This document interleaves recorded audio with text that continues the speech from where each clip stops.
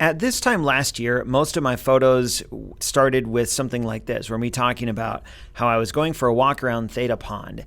And I haven't been on campus that much this year because of COVID. So instead, you've heard me talk about several of my photos that were shot while I was out on a walk with my wife and my kids.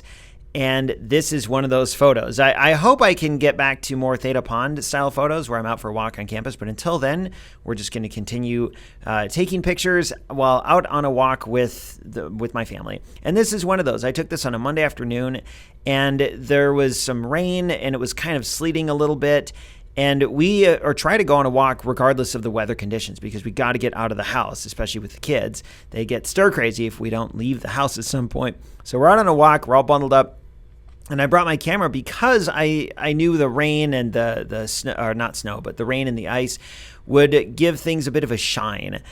And I didn't see a whole lot of opportunities to take pictures. Certainly everything was like covered in this nice shine, but I have to also balance photography with going on a walk, and I can't stop and spend like 10 minutes playing with photo opportunities by the side of the road or anything.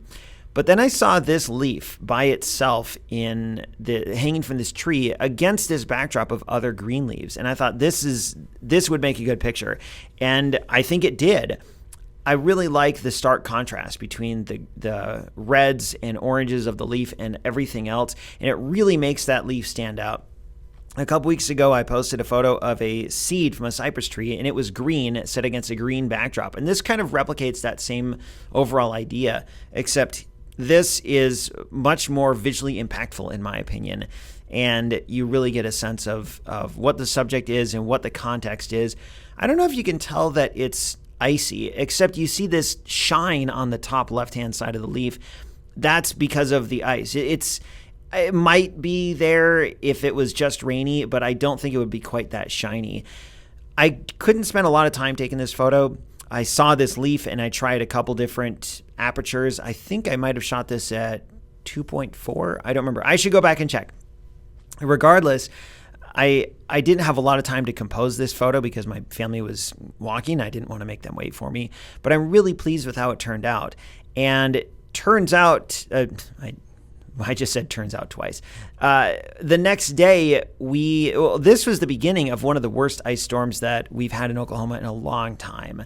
I think people were talking about maybe in the early 90s, there might have been a really bad one. But the very next day, there was trees falling all over town and branches, and you could just stand outside in the front yard, and it sounded like the 4th of July. I've got some video clips on my phone, and everywhere you turned, there are trees snapping and breaking, and it really did sound like fireworks for several hours.